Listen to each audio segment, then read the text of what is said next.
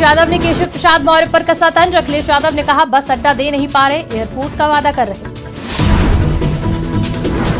उन्नाव में साक्षी महाराज ने विपक्ष पर बोला जमकर हमला। कहा आने वाले वक्त में हिमाचल में कांग्रेस की सरकार नहीं रहेगी।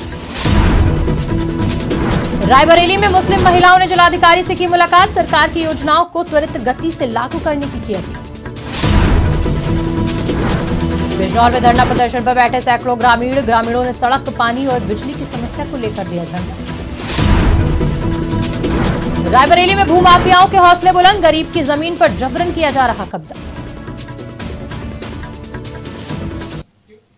नमस्कार, स्वागत है आपका आज की खबर में। मैं हूं आपके साथ रागिनी सिंह राठौर। रुक करते हैं उत्तर प्रदेश की बड़ी खबरों का। केशव प्रसाद मौर्य के वायरल वीडियो को लेकर सियासी संग्राम शुरू हो गया है। इसको लेकर सपा प्रमुख अखिलेश यादव ने ट्वीट कर तंज कसा है। बता दें कि बदायूं में डिप्टी सीएम केशव प्रसाद मौर्य की जनसभा के बाद जनता ने उनसे बस अड्डा बनवाने की मांग की, जिस पर केशव मौर्य ने कहा कि बस अड्डा छोड़ो, यहाँ हवाई अड्डा बनवा देंगे। जिसके बाद जनता केवल बस अड्डे की मांग करती नजर आई, जिसका वीडियो शेयर कर अखिलेश यादव ने तंज कसते हुए एक्स पर लिखा कि भाजपाई बस अड्डा तो दे नहीं पा रहे हैं और वादा हवाई अड्डे का कर रहे हैं। सच तो यह है कि आम जनता को नहीं बल्कि भाजपा नेताओं को एक हवाई अड्डे की जरूरत है, जहां से वो अपने झूठ की उड़ान भर सके।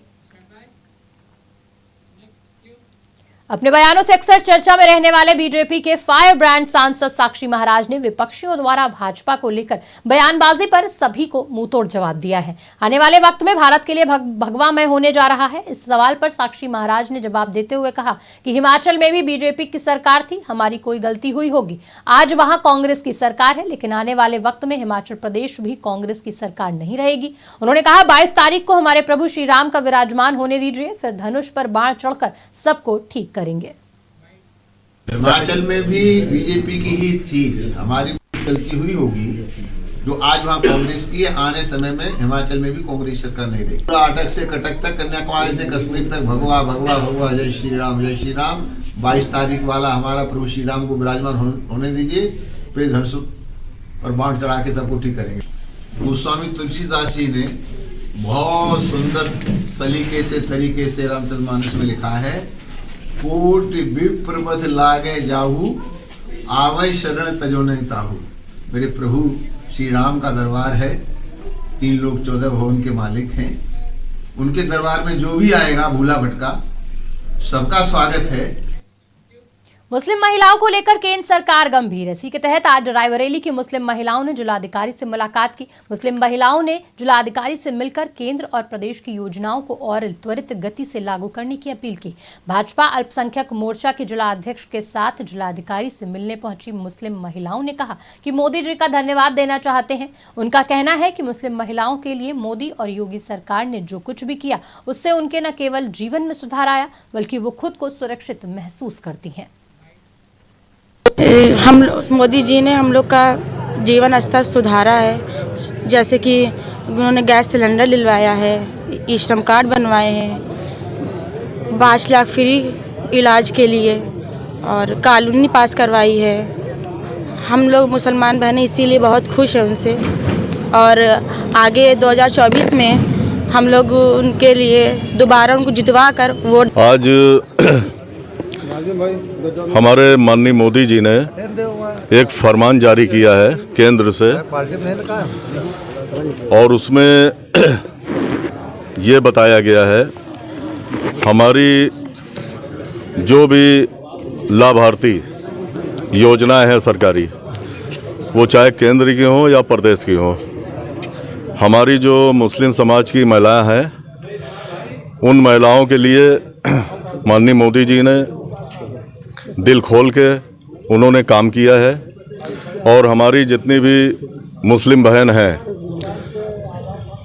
वो मुस्लिम बहनों का ये कहना है कि 2024 में हम लोग खुल के दिल से माननीय मोदी जी को वोट करेंगे, और वो 24 में प्रधानमंत्री बनेंगे। वो इसलिए कि उन लोगों ने हम बिजनौर में भारतीय किसान यूनियन प्रधान के बैनर तले सैकड़ों ग्रामीण गांव में सड़क, बिजली और पानी की समस्या को लेकर 5 दिन से धरना दे रहे हैं। बता दें कि लोग भूख हड़ताल पर बैठे हैं। उनका कहना है कि आजादी के बाद से गांव में सड़क, पानी और बिजली की व्यवस्था नहीं है। सालों से अधिकारियों से मिलने के बाद भी समस्याओं का समाधान नहीं हुआ। बता दें कि इन समस्याओं का समाधान न होने के कारण ग्रामीण भारतीय किसान यूनियन प्रधान के बैनर तले धरने पर बैठे हैं। मान्यवर हमें 5 दिन यानी कि 120 घंटे हो गए हैं भूखे बैठे हुए 11 व्यक्तियों को। और एक गांव पड़ता है अपने बिजनौर में, रामपुर चट्टाऊ प्रीतमगढ़। इसमें ना तो आज तक कोई रास्ता है जब से देश आज़ाद हुआ है, और ना ही बिजली है। और एक नई समस्या हो रहा है कि जो नदी बह रही है वो करीब 400 बीघे के आसपास जंगल खत्म भी कर चुके हैं और बिल्कुल गाँव के बिल्कुल निकट आ चुकी है। 50 मीटर की दूरी पर नदी बह रही है, जिसकी हमारे आज 3 मांग है। तो वो गाँव में बिजली की, सड़क की और उस नदी। हमारे गांव में जब से आज़ाद हुआ हमारा देश, हमारे गांव में ना तो बिजली है ना सड़क है, नदी कटान कर रही है। और प्रीतमगढ़ में एक कठियारी पड़ रही है, वहाँ पर बहुत परेशानी है। लोग यानी पिछले बार भी 2 मर गए, इस बार भी एक बच्ची बह गई थी। यानी ना तो हमारे गांव में सड़क है, ना बिजली है, और ना कहने का मतलब बंदे हैं। सब कुछ मिले कोई अनदेखी कर देते हैं। सब 5 दिन हो गए भूख हड़ताल पर बैठे बैठे। हमारे आदमी का दम निकलने को जा रहा है, लेकिन कोई अधिकारी आकर भी नहीं पूछ रहा कि यानी भाई तुम कैसे हो, क्या है। परसों 3 बंदों की हमारी यानी तबीयत खराब हो गई थी, यहाँ से यानी हमने भेज दिया तो उन्होंने रात के 1:30 बजे।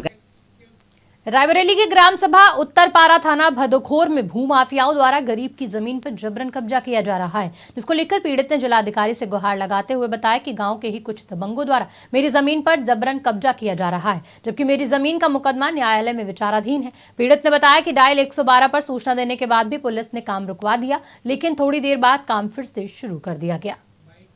मेरी खेती थी जो उस पर जबरदस्ती दबंग लोगों ने कब्जा कर रखा है, कब्जा करके बनवा रहे हैं। बाकी हम कब्जा थे पहले से, और उस पर नेकपाल भी पहले एक बार नब गई थी, उसके बाद नेकपाल भी निलंबित हो चुके हैं। दोबारा काम रुक गया था, दोबारा फिर से चालू कर गए। अभी भदोखर गए थे तो वहाँ पे पुलिस वालों ने बोला कि अभी थाने मतलब खेत पहुँचो, वहाँ नेकपाल पहुँच रहे हैं। अभी तक वहाँ नेकपाल नहीं पहुँचे, थोड़ा देर काम रुका, उसके बाद फिर से दबंगों ने काम चालू कर रखा है।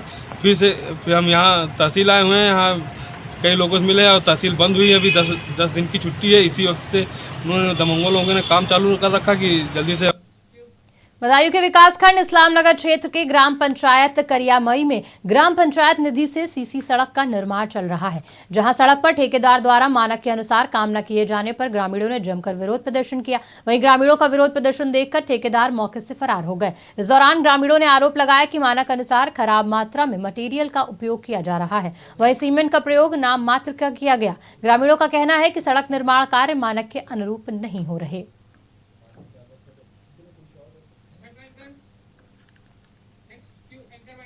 बिजनौर में नौकरी की आस लगाए छात्रों ने जोरदार प्रदर्शन किया। सैकड़ों छात्रों ने कलेक्ट्रेट में जमकर नारेबाजी की। साथ ही छात्रों ने पुलिस भर्ती में आयु में 3 से 4 साल की छूट दिए जाने की मांग की, जहां छात्रों ने सीएम योगी से इंसाफ की गुहार लगाई। बता दें कि साल 2018 में पुलिस भर्ती हुई थी, जिसके 5 साल बाद हो रही पुलिस भर्ती में लाखों छात्र ओवर एज हो गए हैं। इसको लेकर छात्रों ने बिजनौर कलेक्ट्रेट परिसर में एसडीएम को ज्ञापन सौंपा। अब 2023 में यूपी पुलिस कांस्टेबल की भर्ती आई है। सभी को पता 60,244 पद निकले हैं इसमें, और नवंबर 2018 में भर्ती आई थी, उसके बाद कोई भर्ती नहीं आई। इस बीच में कोरोना काल भी आया है और 5 साल हो चुके हैं भर्ती आने के अंतराल में, 5 साल से कोई भर्ती नहीं आई है। जब युवा 2018 में भर्ती की तैयारी कर रहे थे तो उनकी 1 आध महीना कम रह गई, तो वे इस वजह से एग्जाम नहीं दे पाए। और अब 2023 में जो 22 साल से ओवर एज हो गए हैं, बगैर पेपर दे हुए ओवर एज हो चुके हैं, तो उनके साथ सरासर अन्याय हुआ है ये। और 2023 में ये जो लड़के हैं जिनके पहले 23 साल थी, अब 2023 में जो भर्ती आई है, पहले 2018 में जो भर्ती आई थी उसमें 23 साल जनरल एज की जो होती थी, जनरल एज 18 से 23 होती थी, अब यो 22 कर दी गई है, 1 साल और घटा दी गई है। हमें कोई छूट नहीं मिली है। और जितनी भी भर्ती हुई हैं, SSC GD हुई, केंद्र सरकार की जितनी भी भर्ती हुई उनमें सब में गाजीपुर के नंदगंज बरहपुर स्थित सावित्री ग्रुप ऑफ एजुकेशन प्रांगण में 22वां पुण्यतिथि वार्षिक उत्सव बड़े ही धूमधाम से मनाया गया। कार्यक्रम के मुख्य अतिथि विशाल सिंह ने स्वर्गीय राणा प्रताप सिंह की प्रतिमा पर माल्यार्पण कर दीप प्रज्वलित कर कार्यक्रम का शुभारंभ किया। इसके अलावा बच्चों ने स्वागत गणपति नृत्य कर कार्यक्रम का शुभारंभ किया। कार्यक्रम में स्कूल के छात्रों ने विभिन्न प्रकार के सांस्कृतिक कार्यक्रम का प्रदर्शन किया। वहीं छोटे छोटे बच्चों द्वारा ग्रुप डांस की भी प्रस्तुति दी गई। सोनी सिंह, प्रिंसिपल सावित्री बालिका inter college, Savitri professional school, Savitri महिला महाविद्यालय, ये सब हमारी सहयोगी संस्थाएं हैं और सबने मिलकर आज का कार्यक्रम में प्रतिभाग किया और जिसमें बच्चों ने बहुत ही बेहतर कार्यक्रम प्रस्तुत किए। इसमें कुछ सामाजिक मुद्दों पे कार्यक्रम थे, कुछ धार्मिक मुद्दों पे थे, कुछ शिक्षा से संबंधित गीत और संगीत थे, नृत्य थे, जिसको बच्चों ने बखूबी प्रस्तुत किया। अभिभावक और सबके समक्ष हमारे शिक्षकों ने बहुत अच्छे से अंतर्गत को अनुशासित रखा और कार्यक्रम को बहुत बेहतर ढंग से उन्होंने।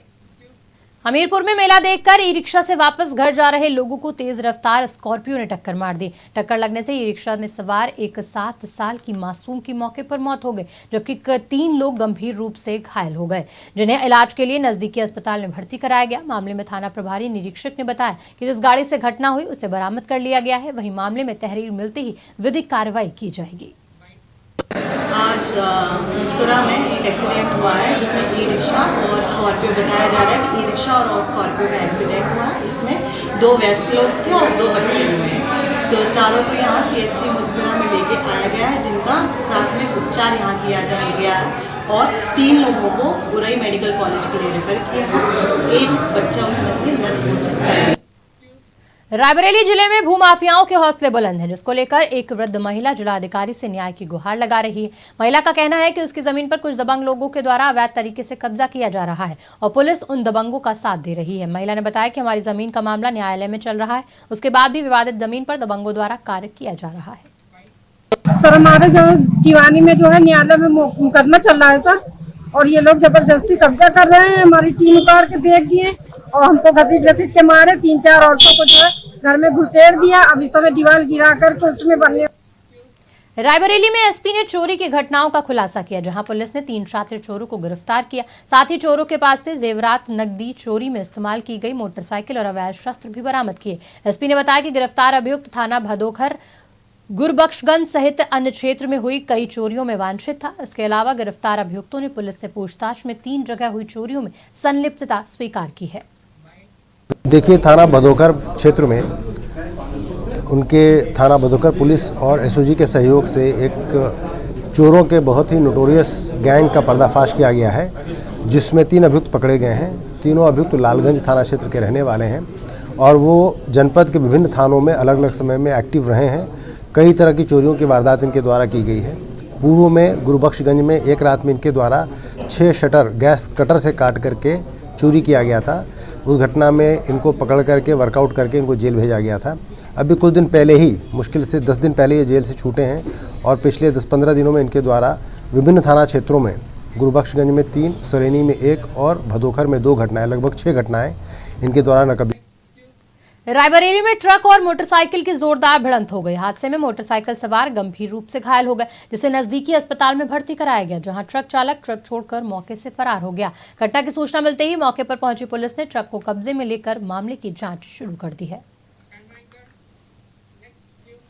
उन्नाव के पूर्वा कोतवाली क्षेत्र के काजीखेड़ा के पास कोहरे के चलते एक अज्ञात वाहन ने स्कूली वैन में जोरदार टक्कर मार दी। टक्कर लगने से ड्राइवर समेत वैन में सवार 9 बच्चे गंभीर रूप से घायल हुए। हादसे सूचना पर सीओ पूर्वा समेत कई पुलिसकर्मी मौके पर पहुंचे और घायलों को इलाज के लिए अस्पताल में भर्ती कराया। फिलहाल पुलिस मामले की जाँच में जुटी है।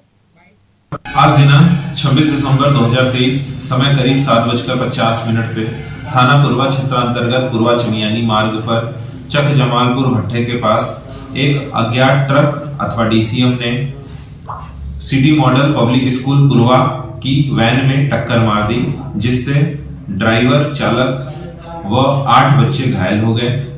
सभी घायलों को तत्काल CHC पूर्वा लाया गया, जहां उनका प्राथमिक उपचार कराया गया। तत्पश्चात डॉक्टरों द्वारा चालक व 4 बच्चों को बेहतर इलाज हेतु जिला अस्पताल उन्नाव रेफर कर दिया है। आवश्यक विधिक कार्रवाई फिलहाल बुलेटिन में इतना ही। देश दुनिया की तमाम खबरों के लिए देखते रहिए आज की खबर।